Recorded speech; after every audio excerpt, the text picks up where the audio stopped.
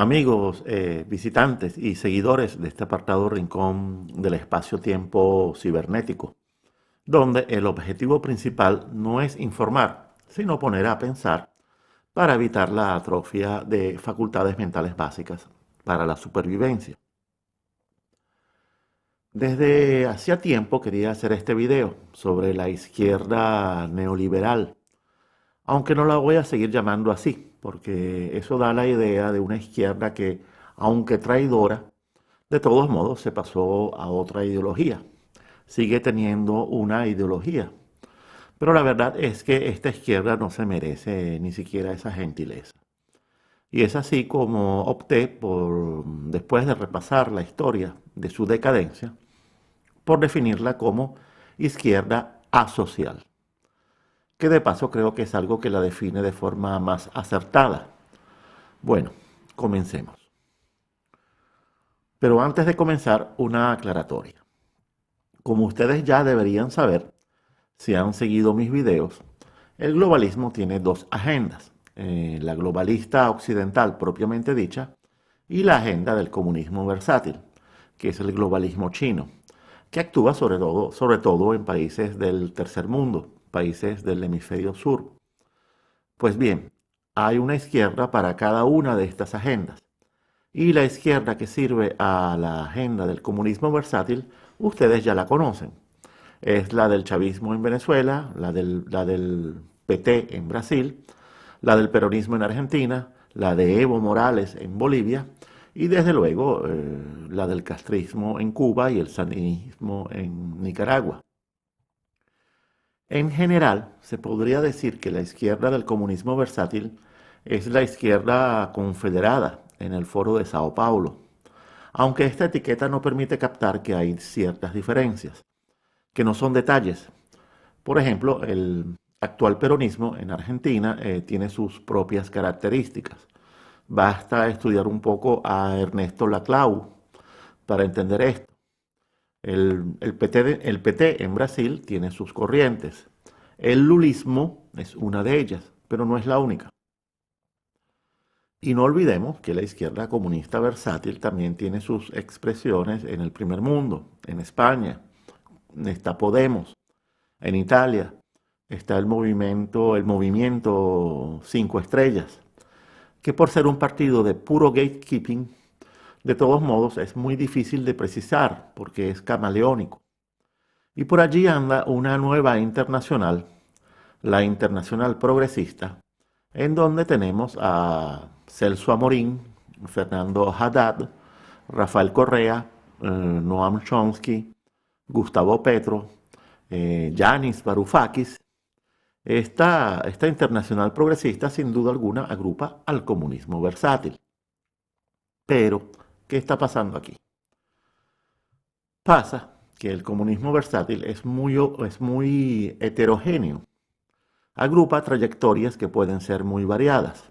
Por ejemplo, el comunismo versátil de Alexandria Ocasio-Cortez, del Partido Demócrata de los Estados Unidos, no es exactamente igual al de Bernie Sanders, que es más globalista, más atlantista, es más atlantista que caribeño, y se parece más al comunismo versátil de Jeremy Corbyn, del Partido Laborista inglés, partido en donde también hay globalismo puro, como el de Tony Blair y su descendencia. Bueno, no sigo, para no enredarme demasiado y no enredarlos a ustedes. De todos modos, y a pesar de su topografía variada, hay que entender que toda la izquierda del globalismo y sus dos agendas es de todos modos una izquierda asocial, porque el globalismo es asocial, plantea la supresión de la sociedad, pero en su propaganda, en su relato, la izquierda del comunismo versátil da la impresión no solo de ser más radical y combativa, sino de conservar todavía cierto discurso teatralmente revolucionario de inclusión social, incluso de lucha de clases, aunque en la práctica esto no solo no se ha visto reflejado, sino que ha terminado por generar contradicciones escandalosas. Por ejemplo, en la creación de nuevas burguesías, de una verdadera oligarquía, con burocratismo y clientelismo en grado de metástasis. Y sobre todo esto, un océano de corrupción que ya se ha vuelto estructural, cultural, o como dice Gabriel Albiac, constituyente. ¿Y cuál ha sido la primera derivación de esta constituyente de la corrupción? Una nueva casta, nuevos privilegiados, y digo nuevos privilegiados porque además muchos privilegiados del viejo régimen, de la oligarquía anterior, han seguido como si nada. Desde luego, esto de la casta, que no es otra cosa que la instauración de sistemas de poder realmente mafiosos, es una vieja historia. Es una vieja historia de los regímenes comunistas. Aquí no hay nada nuevo, porque al fin y al cabo, la historia de la izquierda real es una historia de izquierda antisocial y asocial, sobre todo en su dirigencia y en sus cuadros superiores. Lo que pasa, lo que pasa es que si uno, por ejemplo, se pone a ver lo que ocurrió en la Alemania del Este, en Checoslovaquia, en muchos países de la cortina de hierro, uno puede observar, incluso hoy en día, que en medio del horror sí hubo transformaciones concretas en lo social. Hubo construcción de seguridad social. Fue una construcción deforme, malsana, que nos parece horrible en muchos aspectos, pero sí la hubo. Tal como también ocurrió con las construcciones de seguridad social del fascismo italiano y del nazismo alemán. Y en todos estos casos se obtuvieron resultados tangibles, medibles, nada menores.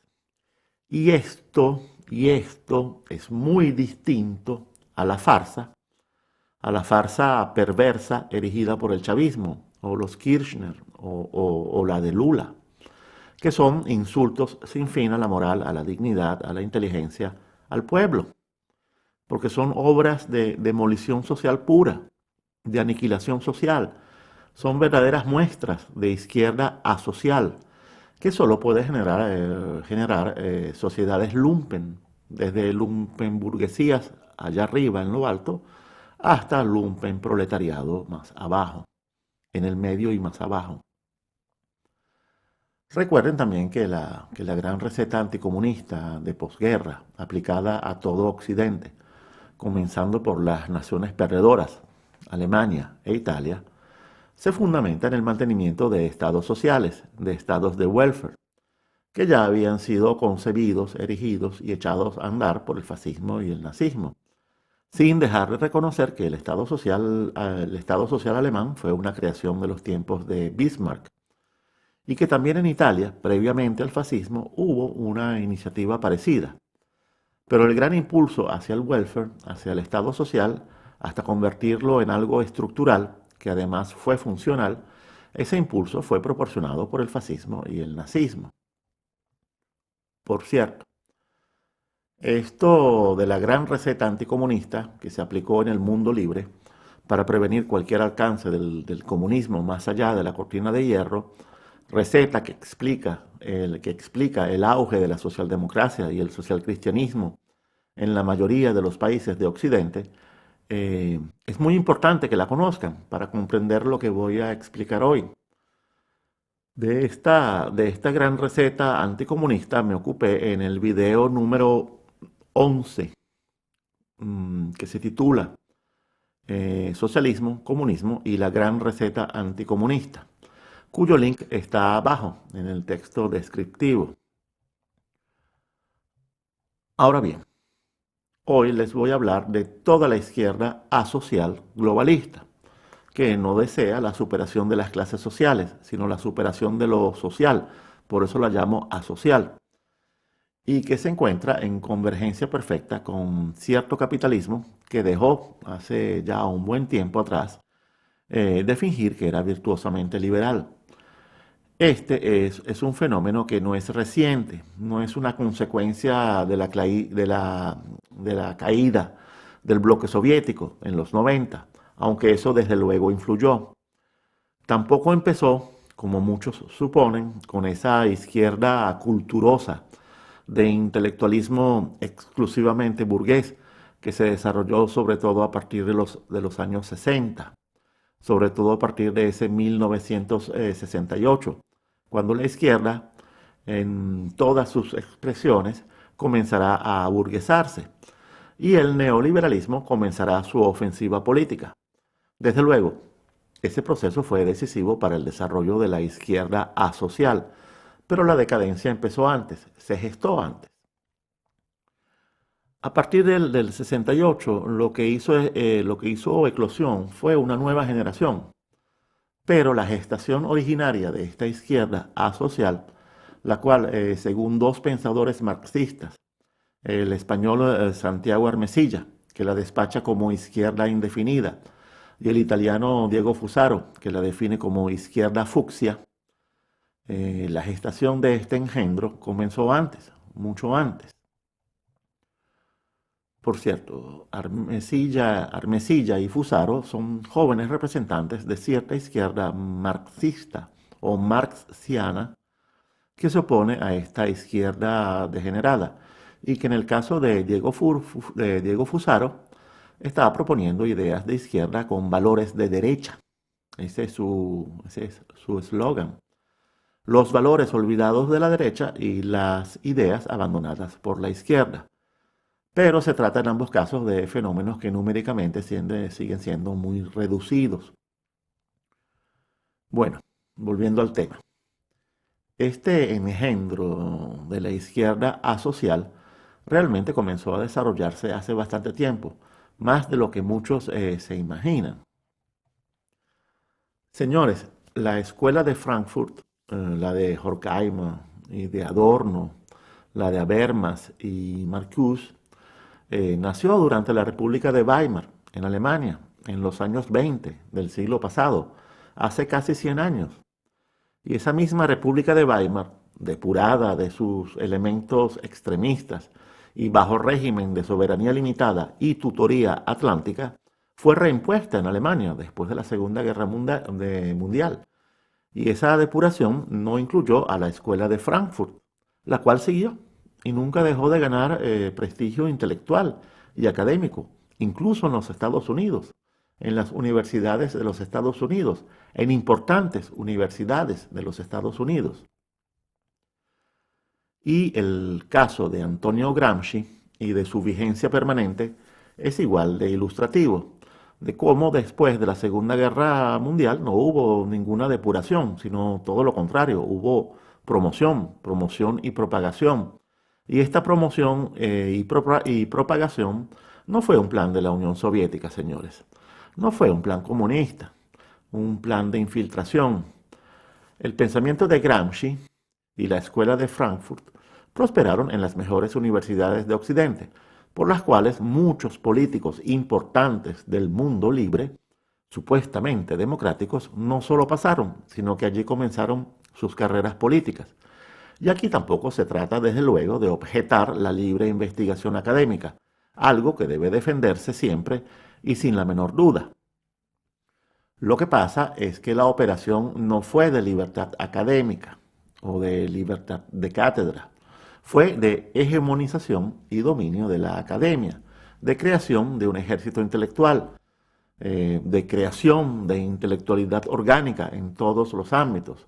Y bajo el pretexto de la autonomía universitaria, toda la política occidental, incluyendo la de los Estados Unidos, permitió esta transformación de las universidades en el semillero de todo un sistema intelectual, cultural y artístico de izquierda.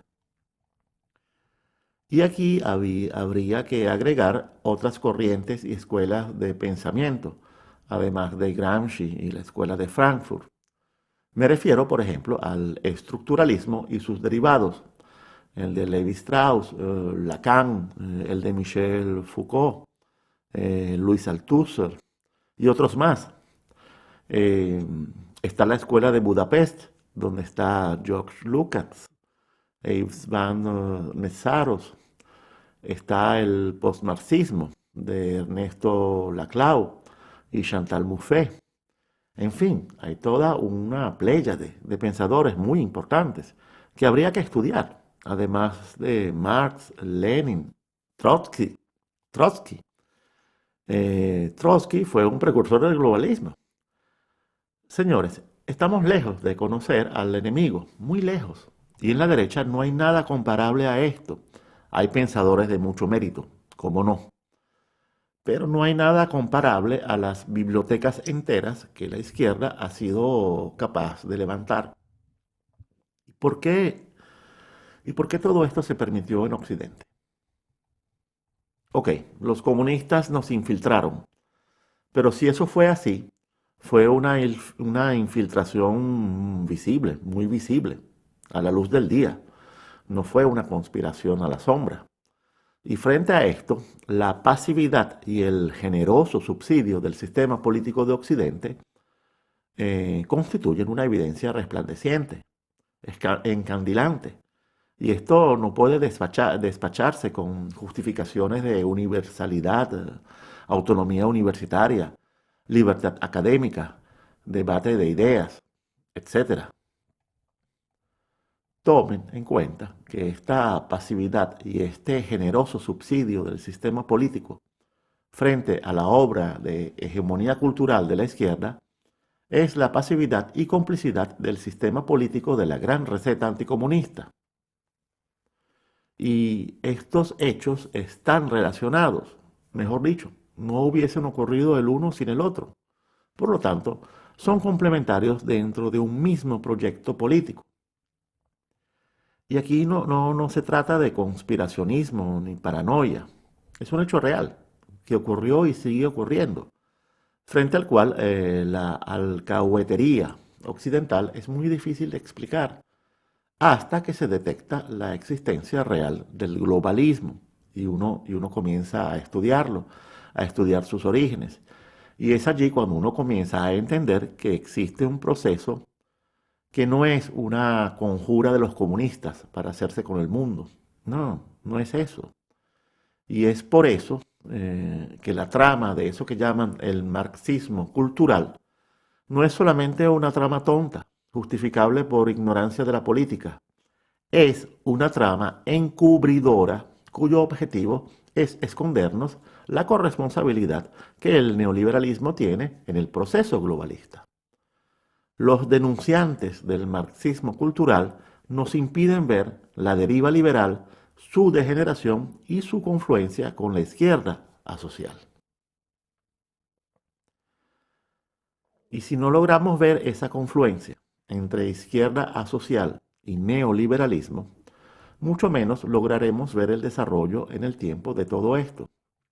Entender además que esto es un desarrollo de siglos, en donde se puede retroceder con cierta certeza hasta descubrir que es algo que viene desde el Renacimiento, la Ilustración, la Revolución Francesa, desde eso que llamamos la modernidad. Y el no entender esto también nos impide entender que este desarrollo posee una complejidad que no se puede reducir a una conjura de los marxistas culturales y el comunismo, o a una conjura de Illuminatis, masones, jesuitas, satánicos, o a una conjura de los ricos, de las transnacionales y de la banca internacional, una conjura de los Soros, los Rockefeller y los Rothschild. No, no, no es así. Se trata de una conjunción que debe ser estudiada con seriedad, con paciencia, que va más allá de las ideologías políticas y las teorías económicas, que tiene que ver con algo más profundo, que tiene que ver con una visión cosmológica armónica de fe y razón, cuya sabiduría fue alterada por el triunfo de la sola razón, de la racionalidad, de la ciencia, de la técnica, todas cometiendo un pecado de arrogancia, de ibris, o sea, de presunción sin límites. Es una pretensión de poder absoluto que comenzó retando a los dioses y ahora se dispone a retar a la humanidad para establecer un nuevo reino. Y esto es lo que en el fondo es el globalismo, ibris. Bueno, antes de seguir, quisiera avisarles que el proceso de degeneración política del liberalismo en neoliberalismo, ese proceso lo expliqué en un video anterior, en el video número 14, que se titula Liberalismo y Neoliberalismo, o cómo fue que llevaron la libertad al mercado y la vendieron. Bien, seguimos. Señores, es muy importante, es crucial que entendamos que se desarrolló un fenómeno de convergencia evolutiva decadente entre izquierda y liberalismo, ambos en sus expresiones degeneradas, el cual dio como resultado este globalismo actual que se plantea el fin de la historia, el verdadero, para finalmente transformar a la misma modernidad en la negación nihilista de toda civilización. Porque así es, señores, ni la modernidad se salva de esto. Bien, enfilemos de una vez hacia la izquierda asocial del globalismo, que se expresa claramente en la actual izquierda europea, a la cual por una convención partitocrática se le denomina centroizquierda. Y cuidado, cuidado porque no podemos dejar de lado a cierta derecha zambumbia, el centro derecha, que es un masacote, un amasijo, sobre todo social cristiano, que ignominiosamente aterrizó en el vertedero del neoliberalismo, bajando por una larga pendiente de degradación moral que fue la que afectó a todo el socialismo reformista, que también fue social cristiano. Por lo tanto, hay partidos como el Partido Popular Español, que a pesar de cierto encorbatado, supuestamente conservador, son partidos progresistas y no representan ningún problema para el globalismo, porque ya se consolidó precisamente la convergencia entre izquierda asocial y neoliberalismo. Y esta convergencia viene de lejos, pero pasó por una etapa muy importante, que nos permite entender mucho de lo que nos pasa hoy en día. Y me refiero a la época de esa gran receta anticomunista que se aplicó después de la Segunda Guerra Mundial, que impuso en la mayoría de los países occidentales estados sociales, estados de bienestar, con un sistema partitocrático socialista perfectamente domado y adaptado que debía servir como vacuna de pacificación social contra el virus comunista.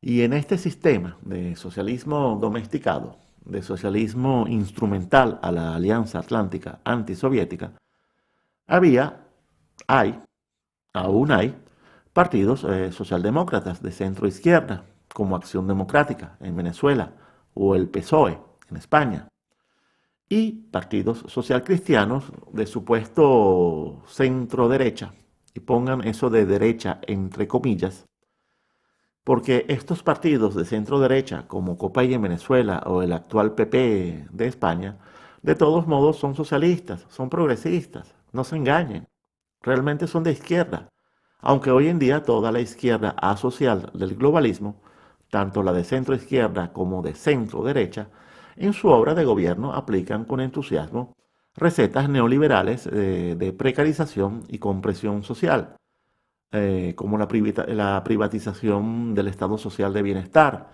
y de las empresas estatales y la liberalización, flexibilización del mercado de trabajo.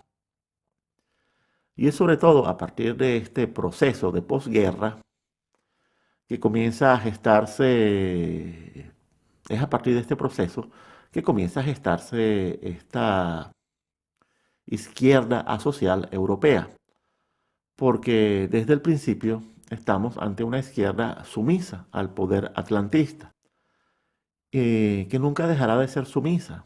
Y hoy en día esta izquierda, a diferencia de la izquierda del comunismo versátil, esta izquierda es más homogénea, está más normalizada. Desde luego, siempre hay variaciones que responden a ciertas diferencias inevitables que siempre existen entre los diversos países. Y para que tengan una visión panorámica de esta fauna, vamos a hacer un elenco de sus integrantes, en donde también hay representantes en Latinoamérica. porque la gran receta anticomunista también fue aplicada en América. Se trataba de una vacuna a ser aplicada en todo Occidente. Bien, comencemos con las organizaciones internacionales y europeas que agrupan a todos estos partidos. Estas organizaciones son importantes y en nuestro caso nos van a ser muy útiles para ubicar tendencias. Y entre estas organizaciones que voy a mencionar están los partidos europeos, que son empresas transnacionales que agrupan a a las diversas ofertas electorales que ofrece el Parlamento Europeo de Bruselas. Y esto es muy significativo porque la Unión Europea es el máximo triunfo del globalismo. Bien, comencemos por la organización de mayor tradición, que es la Internacional Socialista, que muchos de mis seguidores seguramente ya conocen. Yo aquí no voy a hacer la historia de cada organización, ni siquiera de esta, que es la más antigua. Yo realmente deseo que ustedes también se pongan a investigar, sobre todo que se pongan a investigar cuáles partidos pertenecen a cada una de estas organizaciones que les voy a describir, porque ese es un buen dato para formarse una idea de la ubicación de cada partido en el falso espectro político del globalismo, que es falso porque en él todos los partidos, en la medida de sus planes de mercado, deben ser de centro, centro derecha, centro izquierda, centro liberales, centro humanistas. Todos deben ser de centro, porque eso es lo políticamente correcto. Bueno, disculpen el paréntesis, sigo. La Internacional Socialista se fundó en 1951, aunque deriva de alguna forma de la Segunda Internacional, la de 1889. Es por lo tanto una organización con cierto abolengo. Y muy rápidamente les diré que miembros de esta internacional son partidos tanto de Europa como de América y de otros continentes. Me refiero a Acción Democrática, Un Nuevo Tiempo, Voluntad Popular en Venezuela, el Partido Liberal Colombiano, el APRA del Perú, el PRI de México, el PSOE de España, está el Partido Socialista Francés, el Partido Laborista del Reino Unido, el Partido Laborista de Israel, el de Ben Gurión, Golda Meir, Yitzhak Rabin, Shimon Peres, etc. Y ahora vayamos al PES, Partido Socialista Europeo. Es como la extensión de la Internacional Socialista, la extensión de la Internacional Socialista en la Unión Europea, pero totalmente sumisos, supinamente sumisos al globalismo. En este grupo están el SPD, Partido Socialdemócrata Alemán, el Partido Democrático de Italia, el Partido Socialista de Portugal, el PSOE de España y el Partido Laborista del Reino Unido. Y ahora vamos a entrar a la zona que sigue confundiendo a mucha gente, la de los grupos social cristianos y demócrata cristianos, que como ya les expliqué, son socialistas, aunque estúpidamente o para despistar, algunos los llamen conservadores, y como categoría partitocrática se les llame centro derecha, pero en realidad son partidos de izquierda, como lo era el partido COPEI en Venezuela. Cuidado con esto, porque aunque no lo parezca, un partido como el PP español no es de derecha, ni siquiera de centro derecha, es un partido de socialismo reformista. Y estos partidos social cristianos programáticamente no son distintos de los partidos socialdemócratas, salvo en detalles de pura diferenciación electoralista, de mercado político, porque todos son partidos de consenso democrático, de status quo, de establishment, son partidos de partitocracia, son los partidos de esa falsa democracia donde hay alternabilidad, pero no alternativa. Y además, como hoy en día todos son globalistas, el hecho de que sean de centro izquierda o de centro derecha son etiquetas que no definen nada, porque tanto la izquierda asocial como el neoliberalismo son convergentes, son como socios. Todo es un engaño para hacer creer que hay pluralidad y por lo tanto para hacer creer que hay democracia. Sí, una democracia políticamente correcta, funcional a una partitocracia, que debe servir a los sistemas de poder que han privatizado al Estado. Ni más ni menos estoy hablando de la democracia gatopardiana, en donde los cambios son para garantizar que todo siga igual, lo que yo defino como tiranías de emperador invisible, que es el verdadero régimen político del globalismo en su fase actual, temporal. Bien, vamos ahora con estos partidos de supuesta derecha, de falsa derecha, que a nivel europeo se agrupan en el Partido Popular Europeo, al cual pertenecen los republicanos franceses, el CDU alemán, Forza Italia, el partido de Berlusconi, el Partido Socialdemócrata de Portugal, el PP, Partido Popular de España, y muchos otros. Y todos estos partidos, a su vez, con la excepción de Forza Italia, participan ya a nivel internacional de otra agrupación, que es la Internacional Demócrata de Centro, la otrora Internacional Demócrata Cristiana, a la cual pertenecen, representando a Latinoamérica, el Partido Social Cristiano COPEI, el Partido Conservador de Colombia, el Partido Centro Democrático de Iván Duque, el Partido PAN de México, el Partido de la Socialdemocracia de Brasil, el Partido Demócrata Cristiano de Chile, el de los Eduardo Frei, padre e hijo, etc. Y ahora pasemos al grupo de los verdes europeos, donde están los partidos verdes, los ecologistas, que representan a la agenda ambientalista. Todos son de izquierda y totalmente globalistas. El ecologismo es muy importante para el globalismo, porque además de ser la excusa para cambiar a un modo de producción compatible con la superación de la sociedad tradicional como modelo social, cultural, ético, religioso, se complementa con la creación de un panteísmo ecuménico de religión de la Madre Tierra, de la Pachamama, que deberá sustituir a las religiones de la civilización. Tenemos también el Partido de la Izquierda Europea y el Grupo Confederal de la Izquierda Unitaria Europea, Izquierda Verde Nórdica.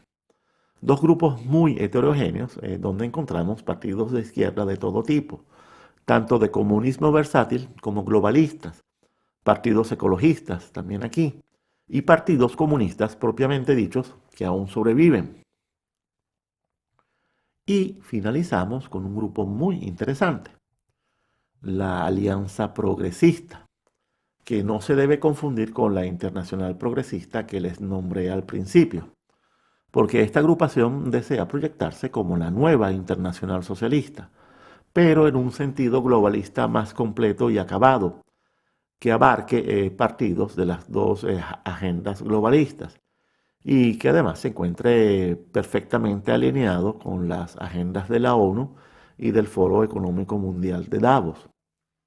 Y en esta internacional, oigan bien, está el MAS de Bolivia, que es el partido de Evo Morales, el PT de Brasil, el partido de Lula, está el Partido Socialista de Chile, el de Ricardo Lagos y Michelle Bachelet, el SPD alemán, el Partido Laborista de Israel, el Partido Al-Fatah de Palestina, está el PSOE del inefable Pedro Sánchez, el Partido Laborista del Reino Unido, el Partido Democrático de Italia y, oigan bien, está el Partido Demócrata de los Estados Unidos. ¿Qué tal? Felicitaciones a los seguidores de Joe Biden por estar en tan buena compañía. En Venezuela tenemos a los partidos que son del gran polo patriótico, o sea, los que gravitan en torno al chavismo, que son comunistas versátiles, y el resto de partidos, todos partidos que integran la oposición visible, sean o no de la MUD o del Frente Amplio, son globalistas. Y dentro del globalismo de centro-izquierda tenemos Acción Democrática, Voluntad Popular, Un Nuevo Tiempo, la Causa R y Avanzada Progresista, el partido de Henry Falcón. Y dentro de los neoliberales, vamos a llamarlo por progresistas, partidos de centro-derecha, tenemos a COPEI, Primero Justicia, Proyecto Venezuela y otras entelequias, centrohumanistas, centroliberales, centro lo que sea. En fin, el zoológico electoralista del centro. Bueno, no voy a seguir porque de verdad deseo que investiguen. Les he dado muchas pistas. Sería bueno que ustedes también se pusieran a estudiar. Bueno, señores, a los partidos del comunismo versátil es fácil identificarlos porque son más honestos en el despliegue de sus intenciones. Parece mentira, pero hay un rasgo de honestidad en el comunismo versátil, porque en ningún momento esconden sus objetivos. Pero con los partidos globalistas, sean de izquierda, los de centro izquierda, o neoliberales, los de centro derecha, es más difícil dar con la verdad, porque aquí ya no importa saber si estos partidos son de izquierda o derecha, liberales o humanistas. Aquí lo importante es saber si están con el globalismo. Y esa es la investigación que la ciudadanía debe hacer. Hay que averiguar si están o no con las agendas de desarrollo sustentable de la ONU, la Agenda 21 y la Agenda 2030. Si están con el Foro Económico Mundial de Davos, si están con el actual Papalumpen, el comandante Bergoglio. Hay que averiguar si tienen nexos con organizaciones como la Open Society de Soros o con el National Endowment for Democracy o con ciertos partidos europeos o con ciertas agrupaciones internacionales como las que ya les describí. E incluso no se detengan allí, porque está, por ejemplo, el Partido de los Conservadores y Reformistas Europeos, el SR Party, que de todos modos es una agrupación internacional altamente sospechosa, porque tienen como partido afiliado al Partido Republicano de los Estados Unidos, cuyo establishment es 100%, 99% globalista. Y lo lamento por Trump, aunque Trump esto lo sabe mejor que nadie. Pero lo realmente importante que habría que investigar es saber quién financia a estos partidos. Eso sería lo decisivo, pero eso ya es mucho pedir, porque el periodismo libre e independiente es un periodismo en vías de extinción. Bueno, después de esta exposición sobre la variada fauna de las organizaciones políticas globalistas, sigamos, que me falta mucho por exponer. Y aquí vuelvo a lo que se presentó después de la Segunda Guerra Mundial, con la Gran Receta Anticomunista, porque fue una operación de imposición de un régimen político partitocrático socialista para los países europeos y para muchos países de Occidente, la mayoría de los países de Occidente. Y esta gran receta anticomunista fue financiada por el Plan Marshall en Europa, que no era solamente un plan de reconstrucción. Y todo esto se basó en el principio atlantista de los Estados Unidos y el Reino Unido de limitación de soberanía para los países europeos, a ser aplicada primero en los países vencidos, Alemania e Italia, y luego en los demás países, conforme a un proyecto de supresión de los estados-nación europeos, que debía desarrollarse primero como mercado común, como comunidad económica, pasando después por la situación actual de Unión Europea, con fronteras internas abiertas, hasta desembocar en algún momento del futuro en la Unión Política, o sea, en los Estados Unidos de Europa. Y este principio de limitación de la soberanía para poder transitar hacia la Unión no solo siguió vigente después de la superación de la amenaza soviética en los 90, que era supuestamente lo que justificaba todo este proyecto. Más bien, a la caída del muro de Berlín, la Unión Europea se consolida, se establece definitivamente y se expande hacia el este, porque debía servir para absorber a las naciones de la cortina de hierro.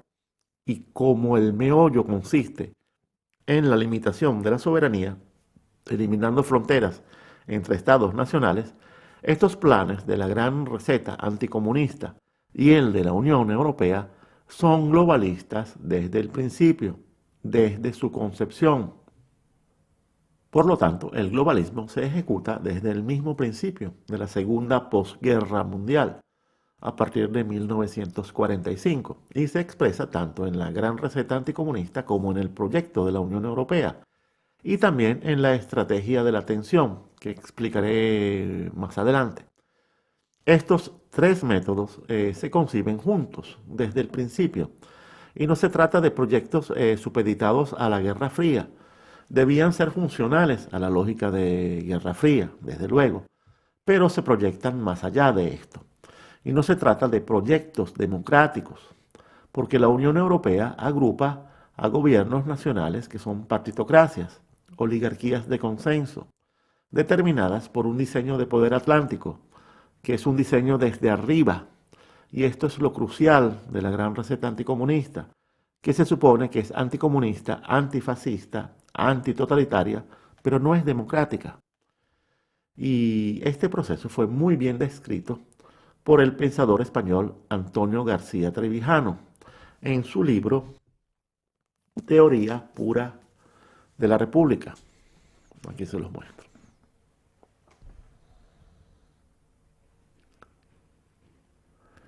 Y de este libro grueso, de este libro les voy a leer un extracto.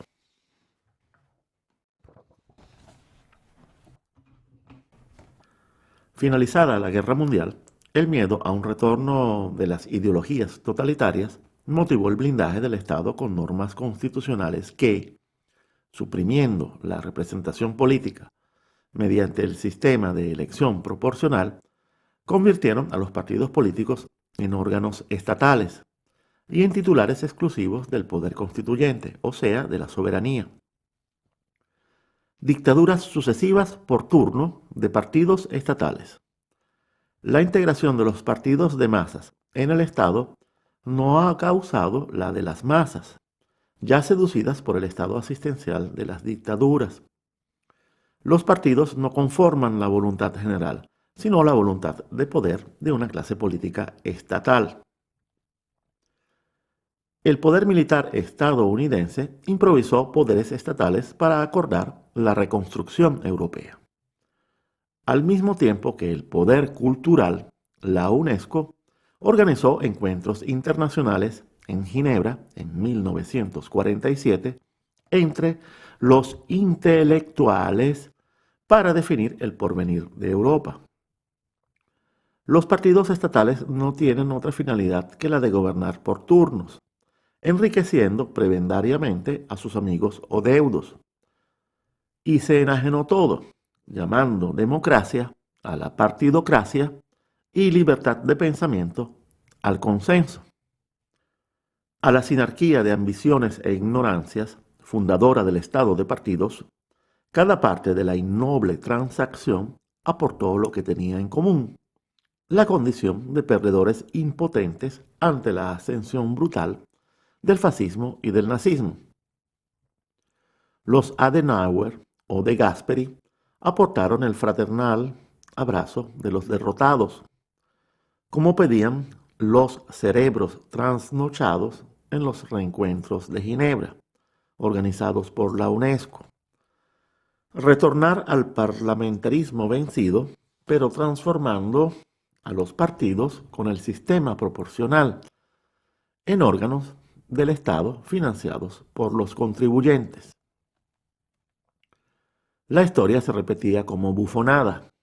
Reproducía lo que sucedió tras la muerte de Robespierre.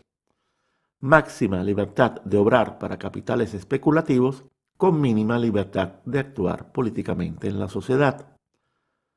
Resultado: sociedad civil sin conciencia de sí misma, disolución de la confianza en la política y aceptación de la continuidad del orden público y social creado por dictaduras asistenciales.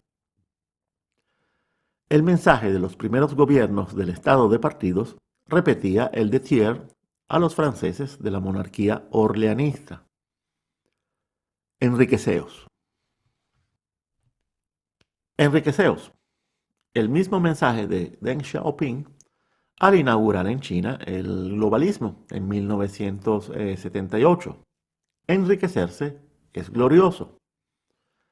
Así que el globalismo como principio rector del nuevo orden mundial está presente desde el principio, desde el primer giro del actual ciclo histórico, que comienza con la Conferencia de Yalta en 1945 y concluye con el asesinato de JFK en 1963. Pero su fase neoliberal en Europa solo podía avanzar en la medida que el proyecto de la Unión Europea fuese avanzando, y esto dependía del control del comunismo europeo en los mismos países de Europa Occidental, su control y neutralización, porque lo que era el resto de la izquierda, esa era ya partitocracia, asimilada al Estado, y no debía dar ningún problema. Pero además había que esperar, sobre todo por el aburguesamiento de la sociedad, el enriqueceos, que tardaría una generación y comenzaría a estar listo solo a mediados de los 60. Y este aburguesamiento consistió en la transformación de la sociedad tradicional en sociedad de consumo. Eso permitiría la superación de todo relato de lucha de clases y de toda necesidad de defensa de la clase trabajadora, que se fue transformando en defensa de los derechos de los consumidores y usuarios, porque el problema ya no debía ser de ascenso o inclusión social, sino de calidad de vida. Y todo parece muy bueno, todo pareciera presagiar un futuro esplendoroso. Por lo tanto, después de la segunda generación, y ya entrando en el tercer giro histórico en los años 80, había llegado la hora de comenzar a venderle a la gente lo del sueño europeo, la Europa unida, sin fronteras. Incluso se le vende a la gente la idea de que eso formará una gran potencia, la verdadera potencia. Ojo, aquí no estoy haciendo una crítica generalizada. Muy lejos está de mí criticar al estado social de bienestar y a la mejoría en la calidad de vida. Cuando todo va bien, no se debe criticar tanto lo que está a la vista, sino andar atentos a lo que está detrás. Y eso que está detrás, gracias a la historia cíclica, aflora a su debido tiempo, a pesar de la voluntad y la presunción de las élites por aplanar los ciclos e imponer el progreso como una historia exclusivamente lineal. Y es lo que estamos viviendo en este momento y en todas partes, donde el ecosistema pantanoso y oculto del poder profundo, gracias a esta crisis de cuarto giro, se está volviendo visible. Y esta es la oportunidad perfecta para denunciar un proceso que, por cierto, y esto es importante, es un proceso de transformación de la política en antipolítica, mediante la supresión del conflicto público, o sea, la supresión de lo político, como algo inmanente, inherente a toda sociedad de cierta complejidad. De hecho, esta izquierda asocial y el neoliberalismo son antipolítica. Y el proceso de la antipolítica es un proceso que debe controlar y desvirtuar primero todos los cuerpos intermedios entre Estado y sociedad, como lo deberían ser los partidos, los sindicatos, los medios de comunicación y cualquier organización colectiva realmente civil, hasta acabar finalmente con las mismas instituciones y así conquistar el Estado al privatizarlo. Y en este proceso se debe sustituir cada uno de estos cuerpos intermedios e institucionales con castas, con mafias, con raleas, o sea, con cuerpos socialmente cerrados, en donde la corrupción es factor constituyente y factor dinamizador. Señores, la corrupción es un factor constituyente, no es una consecuencia indeseada. Les recomiendo que lean a Gabriel Albiac. Abajo en el texto puse un link. Amigos, al tratar de describir todo esto, créanme que tengo que hacer un esfuerzo para limitarme al actual ciclo histórico, que comenzó en 1945, y así poder concentrarme en los orígenes de la degeneración de la izquierda, aunque lo correcto sería explicar también la etapa previa, donde se construyó su auge, y por lo tanto debería explicar cómo fue el ascenso del orden liberal, de los estados liberales, sobre todo en el siglo XIX, y de cómo ese orden ya a finales de ese siglo decae, y cómo de la luminosa Belle Époque globalizada se pasó a la Primera Guerra Mundial y a la Revolución Bolchevique y al auge de los fascismos, pasando por la crisis sistémica de 1929. Hay todo un ciclo histórico, un séculum, que va desde 1860-70 hasta 1945, que tocaría explicar debidamente. Y debería también explicar que todo ese auge liberal se vio acompañado por el primer globalismo funcional, que fue el colonialismo. Y esto sigue siendo así, porque tras la fachada del globalismo actual sigue habiendo colonialismo, opuesto a la autodeterminación soberana de cada nación. ¿Y por qué sería tan importante describir el ascenso, auge y caída de ese liberalismo? Porque sin eso no se entendería todo lo que habría que explicar sobre la izquierda de ese mismo periodo, a partir del mismísimo Karl Marx, que vivió ese periodo, y de cómo pasamos de la izquierda de ingeniería social marxista-leninista, de supuesta liberación de las clases sociales, a esta izquierda de capitalismo inclusivo, de unión del gran capital con la iglesia masónica del comandante Bergoglio, una izquierda de disolución y fusión del tejido social. Bueno, de todos modos, voy a relatarles algunas historias, tratando de resumirlas lo más posible. Se las voy a contar usando el hacha, pero aún así las debo contar. La primera es la historia del comunismo italiano de posguerra, que permite comprender el proceso de degeneración de la izquierda, el proceso final, pero también un proceso en donde cualquier intento de determinación nacional choca con poderes que ya son globales, que no permiten decisiones o pactos fuera del determinismo atlantista. La otra historia también es un resumen muy condensado de lo que pasó, de lo que le pasó a la que era la fuerza más vital de la izquierda, que era el movimiento laboral, el movimiento de la clase trabajadora. Y les hablaré un poco también de un tema que de por sí necesitaría muchísimos videos para ser explicado, que es el tema de la estrategia de la atención. Bien, vamos con la primera. El Partido Comunista Italiano, después de la Segunda Guerra Mundial, entra a formar parte del sistema partitocrático italiano. Y esto ocurre por muchas razones.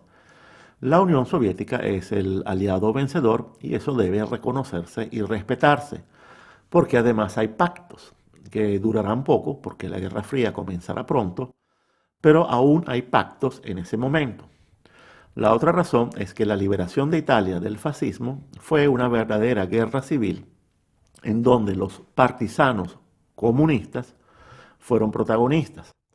Por lo tanto, el fascismo fue prohibido, era el perdedor, pero no así el comunismo, que emerge del lado de los vencedores. Por lo tanto, no hay forma de no reconocerle el derecho a la existencia al Partido Comunista Italiano, el cual de paso se comporta correctamente dentro del sistema democrático, aunque no hay duda que pertenece a la órbita del comunismo soviético. Y esto sigue siendo así por unos años. De hecho, en 1956 ocurre la invasión de Hungría por parte de la Unión Soviética y el partido apoyará esa operación. Y al año siguiente, 1957, el Partido Comunista se declara contrario al Tratado de Roma, que instituye la Comunidad Económica Europea. Por lo tanto, se puede hablar de un partido aún alineado con las directrices soviéticas. Y esto sigue siendo así por un tiempo, periodo en el cual el Partido Comunista no cesa de crecer. Hay altibajos, pero no cesa de crecer sobre todo en el ámbito laboral, dominando los sindicatos y ejerciendo funciones de gobierno en regiones muy importantes de Italia, como Emilia-Romagna y Toscana. Pero a partir de los años 60, esto comienza a cambiar. Entramos en el segundo giro histórico, que es de revolución de la conciencia, y ocurre el hecho trascendente de la Primavera de Praga de 1968, en donde la Unión Soviética aplastó militarmente un intento de democratización del comunismo, que no era otra cosa que un intento por transformar el socialismo de transición hacia el comunismo en un socialismo permanente, fin en sí mismo, que no debe desembocar necesariamente en el comunismo. En otras palabras, los soviéticos en Checoslovaquia sofocaron sin miramientos la irrupción de un socialismo democrático, reformista, revisionista, dentro de la cortina de hierro. Y al mismo tiempo, en ese mismo año 68, ocurren las revueltas de la juventud en muchas partes del mundo. Y aunque todo el mundo habla del Mayo francés, lo que ocurrió en Francia ocurrió en muchas partes. Y estas revueltas, que son de izquierda, son un movimiento de revolución de la conciencia, que es contracultural, se rebela contra la sociedad tradicional, y aunque a este movimiento se suma la clase trabajadora, es ya un movimiento de clase media, eh, pero no de clase media común, sino de burguesía ilustrada, cuyo verdadero objetivo es activar la circulación de las élites.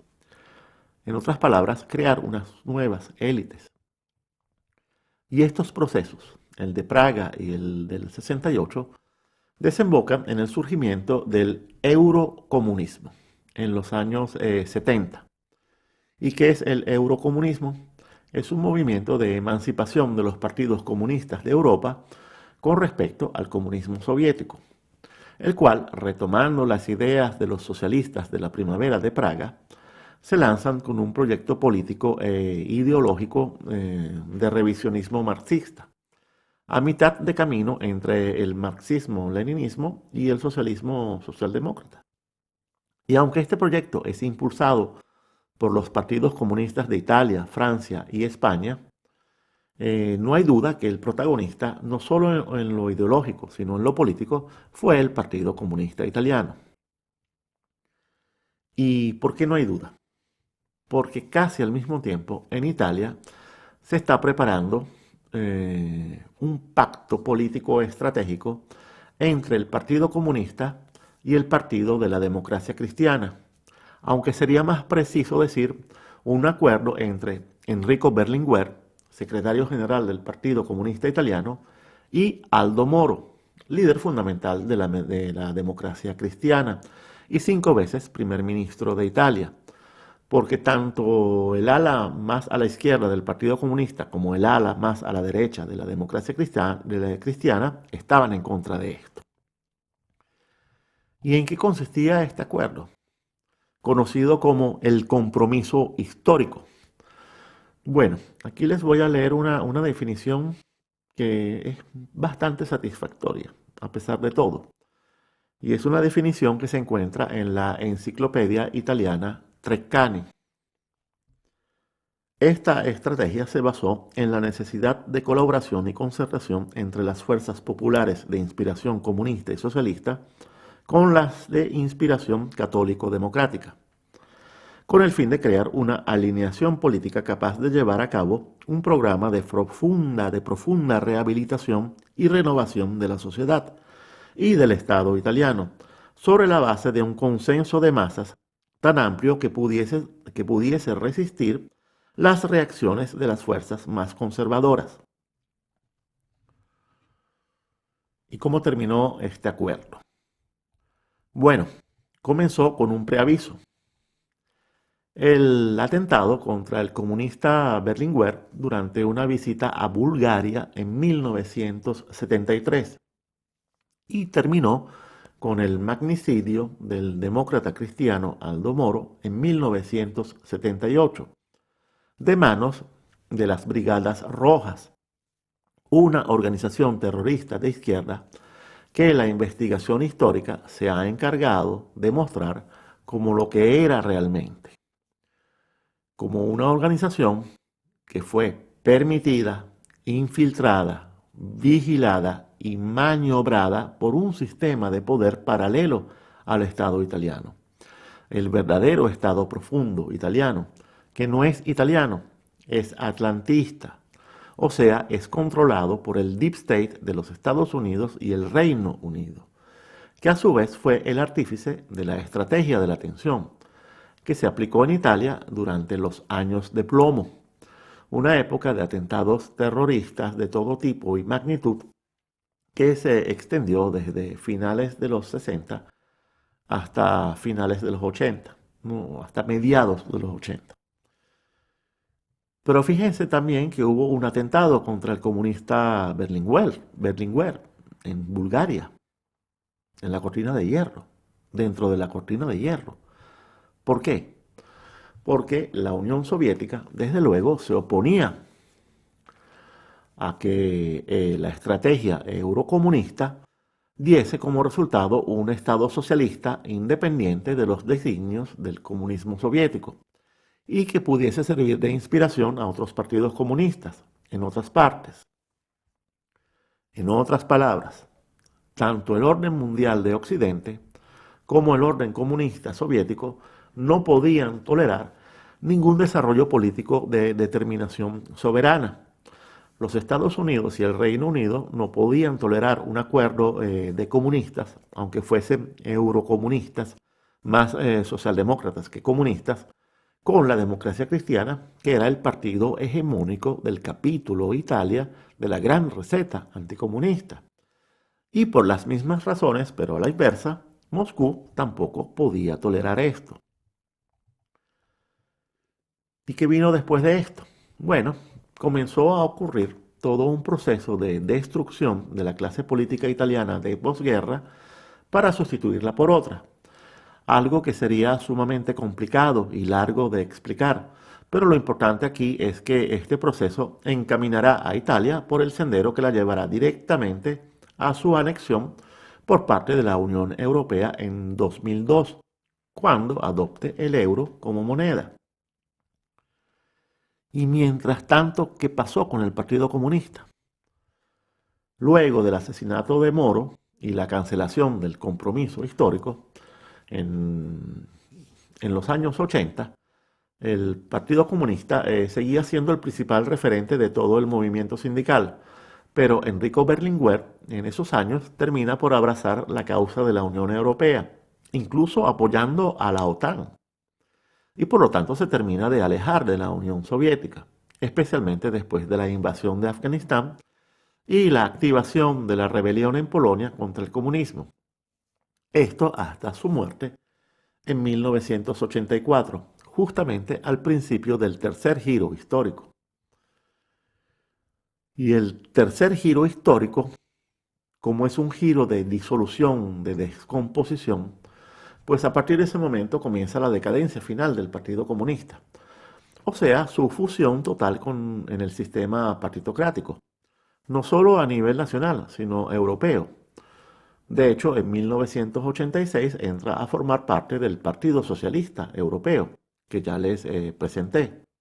Y en 1989 el partido abraza la causa ambientalista, ecologista, Y con la caída del muro de Berlín ese mismo año, el partido anuncia que entrará en una constituyente para dar vida a una nueva formación política.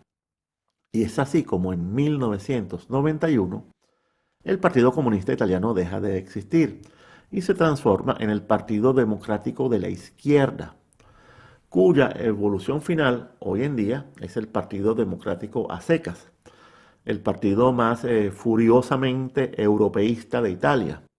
En otras palabras, el partido más globalista de Italia y posiblemente de Europa. Por cierto, un partido que de paso es muy, muy cercano al Partido Demócrata de los Estados Unidos.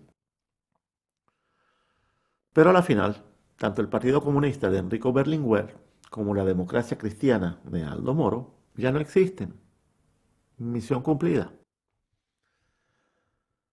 Bien, vayamos ahora con lo que le pasó en ese mismo lapso a la clase trabajadora como centro neurálgico de la política de izquierda.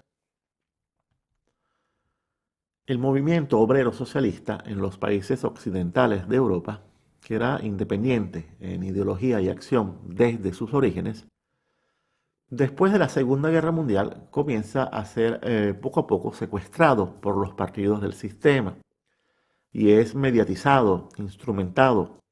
Es un proceso que dura décadas, hasta que a partir de los años 90 es definitivamente secuestrado mediante corrupción sistémica.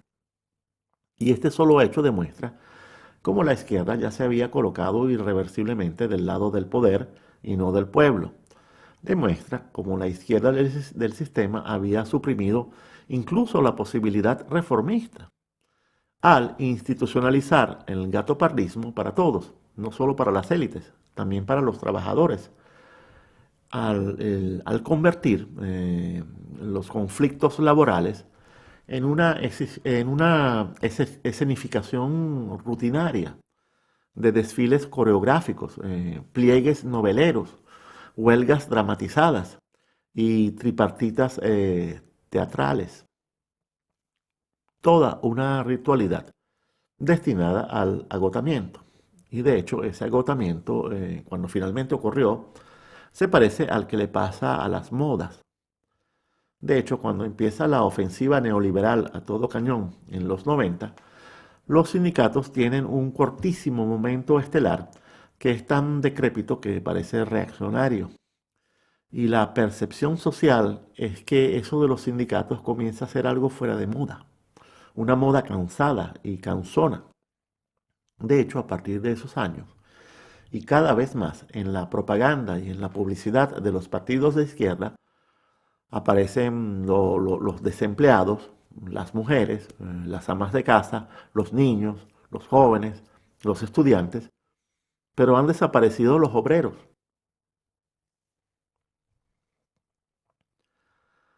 A partir de los 90, la izquierda abandona la lucha en el aquí y en el ahora, que era la lucha de clases en los comunistas y el pacto social en los socialistas, que de todos modos implicaba enfrentar conflictos, y se sustituyen ambos por una fe metafísica en el futuro, en el progreso.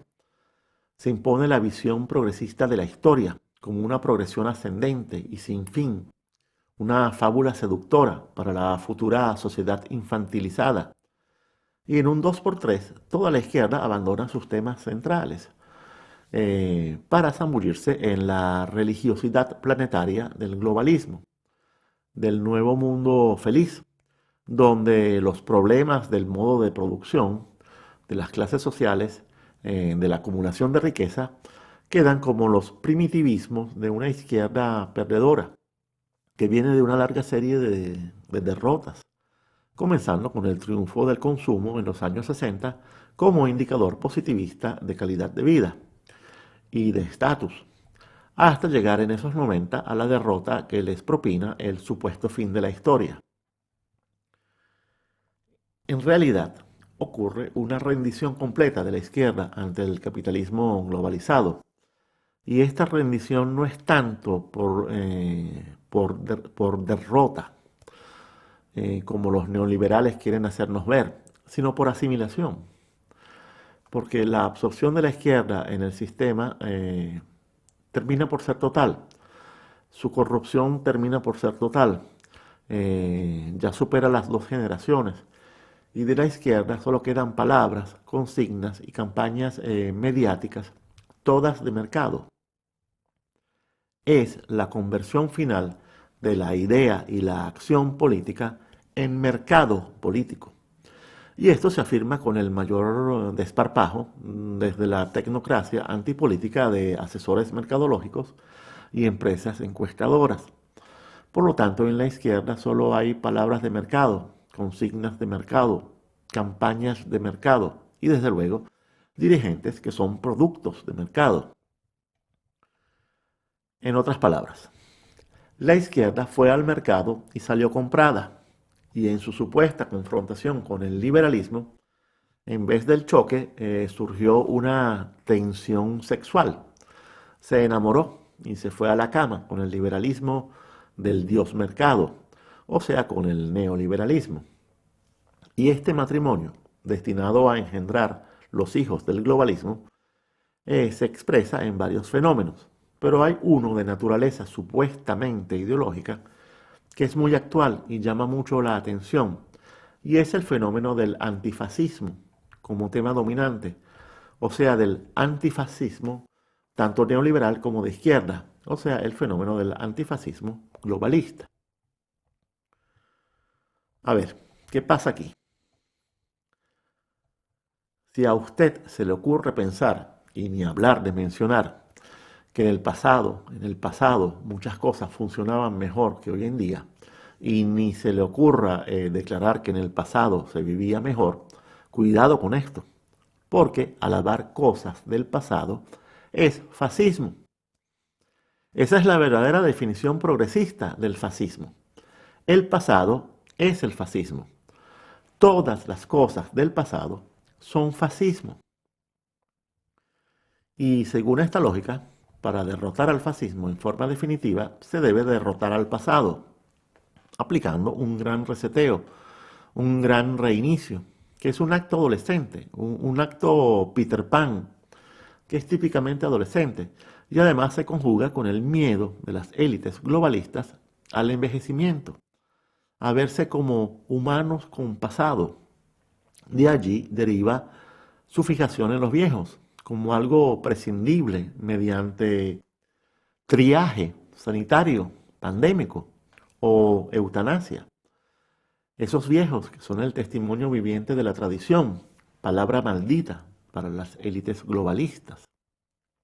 Y esto también se manifiesta en esa obsesión de estas élites vampirescas por derrotar al envejecimiento del cuerpo mediante la ciencia o mediante rituales realmente tenebrosos, o de mejorar las partes del cuerpo mediante medicina tecnológica, hasta llegar a la dimensión transhumana final de un ser que cree posible derrotar a la muerte mediante su transformación terapéutica en enfermedad genética curable, un paso importante en la igualación de las élites con los dioses. Al parecer, el globalista tiene un problema con el pasado que no es solamente ideológico, es un problema personal con el pasado. El único pasado que él puede ponderar con cierto aprecio es algo muy remoto, muy lejano. Es un supuesto pasado prehistórico, precolombino, precolonial, de supuesta comunión ecológica del hombre con la naturaleza. Y sobre todo promueve una versión actualizada, indigenista, ecologista, amazónica, de ese pasado, que se expresa en la Pachamama. Y esto lo hace porque además necesita esta visión para su receta panteísta, de superación de las religiones tradicionales. Y con este rechazo del pasado, en todas sus manifestaciones, se presenta otra vez otra convergencia más con el neoliberalismo. Aunque ahora habría que decir que habría que hablar del neoliberalismo prepandémico, que afirmaba que hoy estamos mejor que nunca, que hoy hay menos pobreza, que la calidad de vida no ha hecho otra cosa sino mejorar, etcétera, etcétera. O sea, el pensamiento Steven Pinker. ídolo globalista que remacha la concepción lineal de la historia, siempre ascendente, siempre progresista, donde todo pasado fue peor y por lo tanto nunca se debe mirar hacia atrás, cual Orfeo en su fuga de los infiernos. Y aquí ha llegado el momento de decirlo.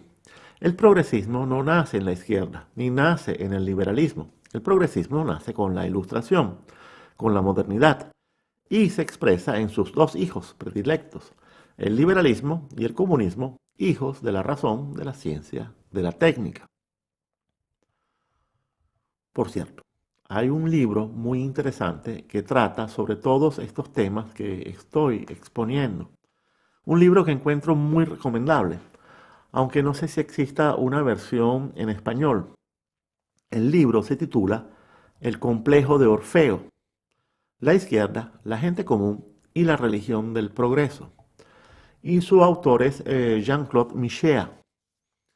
Los francófonos me perdonarán mi pésima pronunciación y dicción en francés. Pero bueno,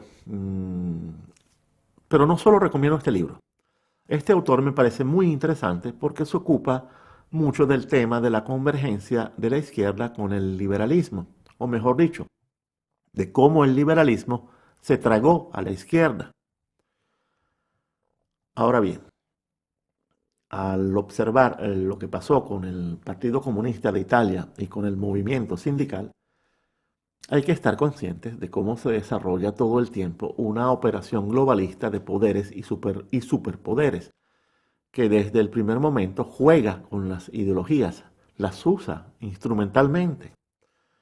La decadencia del comunismo europeo es paralela, es pareja con la decadencia del socialismo democrático, de la socialdemocracia, y también es pareja con la desaparición de toda posibilidad de surgimiento de cualquier movimiento realmente conservador, de derecha.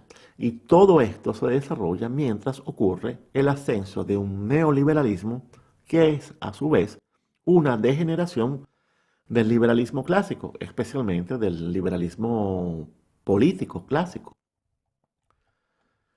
Señores, y esta operación globalista de poderes y superpoderes que aplica la receta anticomunista, que desarrolla la partitocracia, la antipolítica y el mercado político, que desvirtúa la democracia y todos los cuerpos intermedios entre Estado y sociedad, e impone soberanía limitada sobre los países para transitar hacia la Unión Europea, esta operación globalista se complementa con una estrategia de control social mediante la inoculación de miedo en la sociedad. Estoy hablando de la estrategia de la tensión, la cual no solo se aplicó en Italia, se aplicó en muchas partes, mediante una cuidadosa dosificación de actos de terrorismo, pero de un terrorismo que en la mayoría de los casos es el equivalente a una operación de falsa bandera, false flag. Y durante 15 años se aplicó sin piedad la estrategia de la tensión en Italia,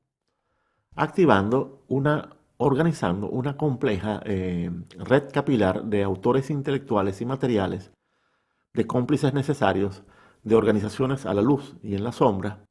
Y por favor, pongan atención, porque se trata de hechos comprobados.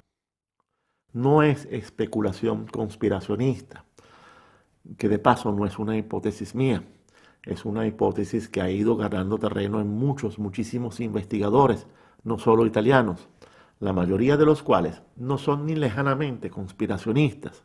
Es más, llamarlos así sería caer en el ridículo.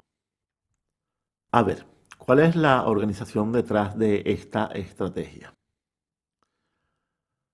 Eh, Aquí vemos que los años de plomo se desarrollaron fundamentalmente entre 1969 y 1984.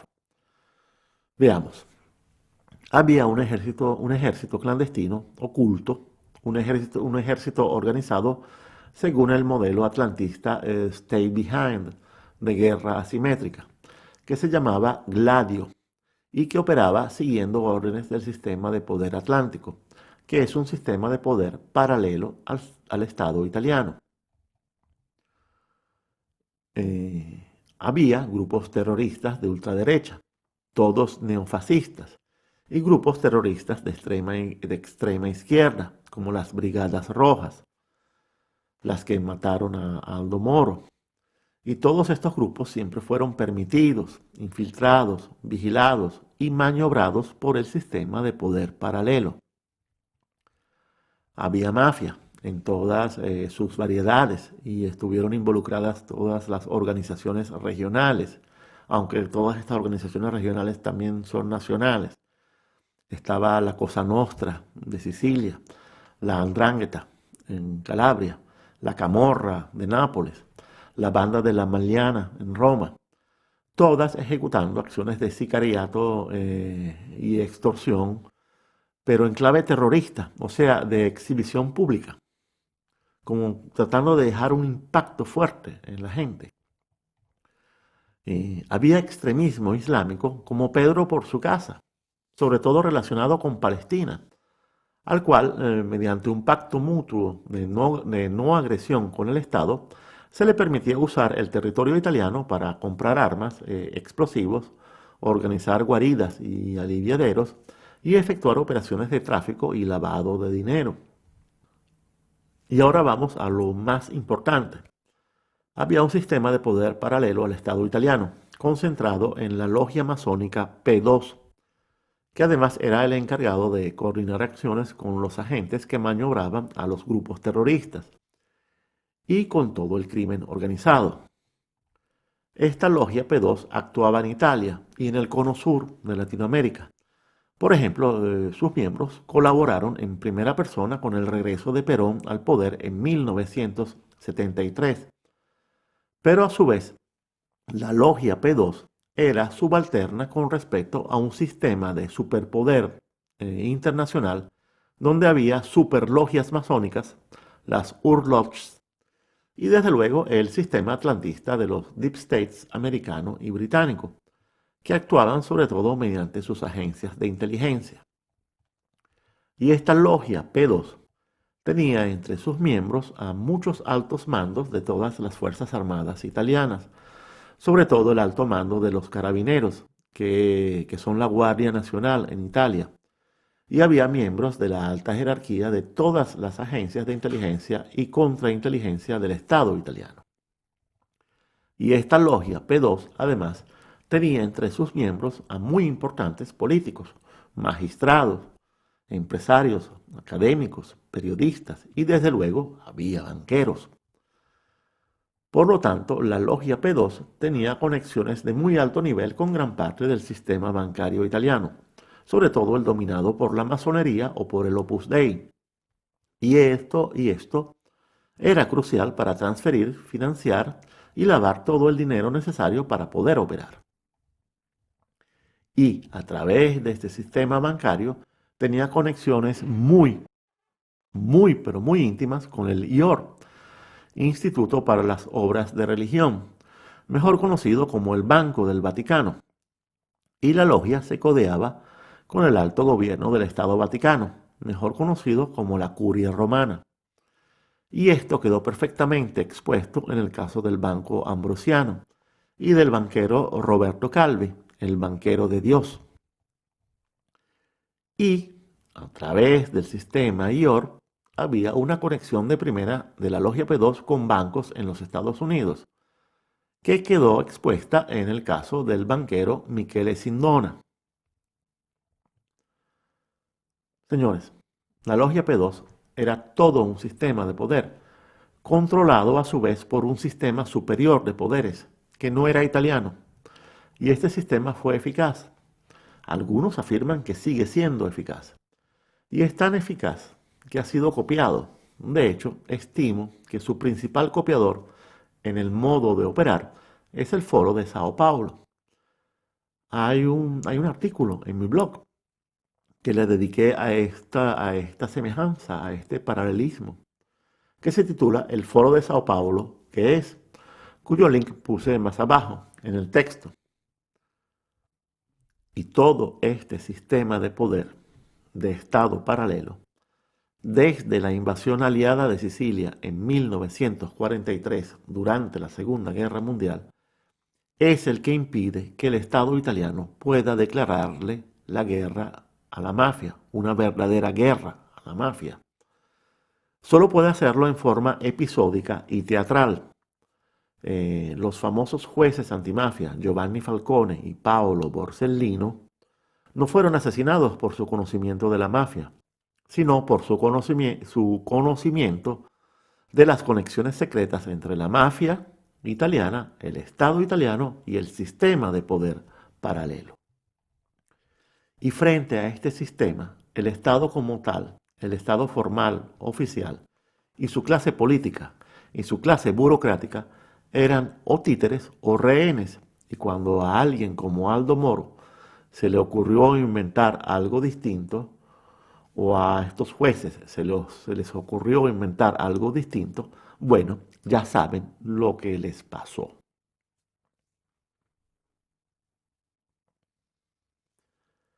Señores, ¿de qué estamos hablando? En serio, ¿de qué estamos hablando realmente? ¿Guerra contra el comunismo? No, señores. Esto es control de la sociedad y de toda una nación. En serio, ¿de qué hablamos?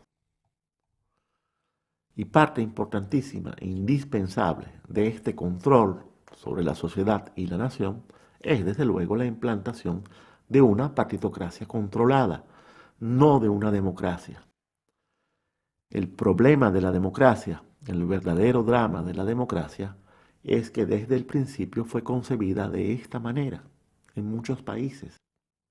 Por eso, las críticas a la democracia, si quieren ser realmente honestas, deben tomar en cuenta este hecho. ¿Por qué la lucha contra la mafia no da resultados? ¿Por qué la guerra contra el narcotráfico nunca da resultados? Ok, George Soros, principal promotor de la legalización de las drogas en el mundo, tiene una explicación y un remedio mágico que muchos globalistas han hecho suyo. Pero esa es la razón por la cual todos los políticos han abandonado la consigna de la guerra contra las drogas como una consigna principal, como promesa programática de máxima prioridad. Antes lo hacían, antes prometían guerra a las drogas, ahora no. ¿Por qué? Y todo este diseño de receta anticomunista, Unión Europea sin naciones y estrategia de la tensión, ya se encontraba completamente concebido desde 1944. Es el descubrimiento que están haciendo varios investigadores italianos en los archivos de Estado del Reino Unido. Archivo que desde hace unos años está siendo desclasificado, sin que el mundo universitario italiano y los medios mainstream hayan mostrado el menor interés. Y aquí les voy a mostrar esta lámina a modo de resumen. Fórmula globalista de dominio occidental, desde 1944. Consta fundamentalmente de estas tres cosas que les he estado describiendo. La gran receta anticomunista, partitocracia en vez de democracia, el plan de Unión Europea, anulación de la soberanía nacional y la estrategia de la tensión, control político y social. ¿Y cuáles son los objetivos políticos? Los objetivos políticos son la anulación de la izquierda, tanto la socialdemócrata como la eurocomunista, y la anulación de la derecha, la anulación de toda posibilidad conservadora, porque el pasado es fascismo, y la conversión del liberalismo en neoliberalismo, neoliberalismo en vez de liberalismo, el dios mercado. Así que toda esta supuesta asociación de la socialdemocracia europea y americana que algunos derechistas extraviados creen que es con el comunismo, no es con el comunismo, es con el globalismo, que juega con las ideologías, con todas las ideologías, hace y deshace con las ideologías, tal como hacen los chinos con el comunismo, mientras nos dicen que enriquecerse es glorioso y que Trump es malo porque se opone al libre mercado con su guerra comercial. Y cuando estos mismos extraviados dicen república sí, democracia no, lo dicen porque o son tontos, tontos útiles, o porque son cómplices, porque saben que nunca hubo democracia desde el principio y no quieren que esto se sepa. Desde luego, a muchos que lamentablemente conozco, la cabeza no les da para entender que el globalismo apunta a la supresión tanto de la república como de la democracia. Y el globalismo, en su juego con todas las ideologías, hasta volverlas unas zombies, juega también con cierta intelectualidad, que no sé hasta qué punto logra adquirir conciencia de haberse convertido en una intelectualidad orgánica, de servicio a un poder absoluto, una intelectualidad que no nos advierte que la caverna es protección, pero también es una prisión. Una intelectualidad que no proporciona una visión que permita desvelar este juego, que ya no es de política para las sociedades, por lo tanto ya no es de ideología, sino que es un juego de poder contra la sociedad, contra su misma existencia. Bueno, vayamos aterrizando. El globalismo es un sistema de poderes y superpoderes que no es reciente y aplica control de la política, de las instituciones, del Estado, de los gobiernos y la sociedad. Y lo aplica desde que terminó la Segunda Guerra Mundial y se implantó un nuevo orden mundial. Y este globalismo, al entrar al cuarto giro histórico, se dispone a ascender a una fase superior que es totalitaria y que supone la entrada de aquí al 2030 a otro ciclo histórico donde podrá dominar sin oposición. Y el globalismo político es una convergencia de deformidades, donde la primera deformidad es una izquierda asocial que no es social, no desea que haya sociedad, tejido social, organización social, de abajo hacia arriba. La izquierda del globalismo busca la disolución de la sociedad en una masa líquida, amorfa, como decía Zygmunt Bauman, que debe estar constituida por moléculas simples, sin capacidad de interacción química, sin capacidad de generar agregados coacervados, algo que es opuesto al principio mismo de la vida, algo que es envasable dentro de cualquier contenedor. Esta izquierda no desea sociedad civil, desea agencias de la ONU y ONGs controladas desde arriba. Y esto, señores, no es comunismo. Esa insistencia en que esto es comunismo es perjudicial porque no permite identificar con claridad la naturaleza asocial de esta izquierda, que no es que no desea clases sociales, no desea sociedad. Y otra cosa es el comunismo versátil, la agenda globalista china, en donde sí hay comunismo, pero comunismo al modo chino. Y eso ya lo expliqué en otro video que se titula El globalismo y sus agendas, China, Estados Unidos y el posible conflicto. Busquen el link abajo, por favor. Bien. La segunda deformidad del globalismo es la neoliberal, donde el liberalismo clásico, que reconocía Estado y mercado, cada uno con sus funciones y deberes, al César lo que es del César y zapatero a tus zapatos, ese liberalismo en el globalismo fue sustituido por un neoliberalismo donde todo es mercado, el mercado total, hasta el Estado es mercado, nada fuera del mercado, todo dentro del mercado. Pero este mercado neoliberal, a su vez, no es mercado, porque en él la mano invisible es sustituida por una mano superasimétrica. La mano invisible de los liberales clásicos necesitaba la mayor cantidad posible de libertad e información libre, sin acumulaciones monopólicas. Sin esa condición no podía funcionar. En cambio, la mano invisible del neoliberalismo es superasimétrica. Concentra toda la información, concentra todo el poder y actúa sin oposición de ninguna naturaleza, solo respondiendo a sí misma. Y estas dos deformidades son las que exponen la naturaleza totalitaria del globalismo. Y aquí les voy a poner otra lámina para poder entender cuán totalitario es el alcance que se propone. En el video número 7, búsquenlo por favor, expliqué que el totalitarismo no busca un cambio parcial, busca un cambio total que es cósmico, cosmológico, desea imponer un nuevo mundo. Bien, objetivos cósmicos del globalismo. En general, se trata de acabar con el cosmos de la civilización occidental. Se trata de acabar con la tradición judeocristiana y desde luego con sus religiones, tradiciones, costumbres, instituciones, en especial la institución familiar.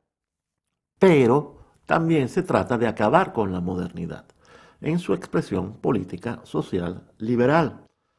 La república, la separación de poderes, separación Estado-Iglesia, separación Estado-Mercado, instituciones al servicio del interés común, la limitación legal y temporal del poder, el Estado de Derecho. Señores, ni Adam Smith se salva de esto. Y faltaría más, la primera baja fue la democracia, que es muy fácil de sabotear. Y a la democracia, más que eliminarla, le impidieron que naciera realmente.